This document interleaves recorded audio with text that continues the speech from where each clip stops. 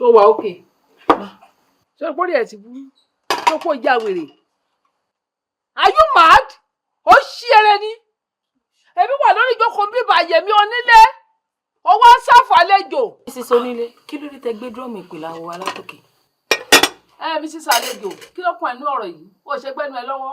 ìyẹn wà ní àrọ́wọ́tó ẹ báyìí lẹ́gbẹ̀ẹ́ gangan one cross. ibi tó lọ́wọ́ sí yẹn mi yẹn kì í ṣèyàn. àbí. no nǹkan tí. kí ló dé tó ń ṣẹ́jú sí mi kán kó sí ẹ lójú. no mọ́mí pé.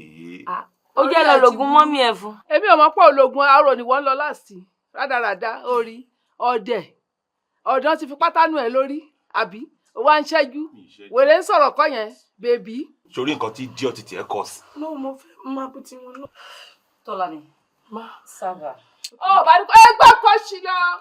abẹ́rẹ́ eré ìtẹ́lẹ̀ yẹ yín ètí rẹ̀ yìí ṣàpá òjókòó ṣìkalẹ̀ tó fi ń ṣàfù ìyá ẹ̀ ń bí. ìyá ṣàfù ṣe bọ́ fẹ́ ṣàfù yín. ìyá sún èbèbè mi ò mọ pọ́n ní kó ṣàfù ẹ o mi ì mọ̀ ṣòro ayé ẹ o kí n tiẹ̀ pẹ̀lú tèmi ó ṣe rán gbèsè ayé ẹ. nílò la fẹ́ jẹ àjẹ má jẹ.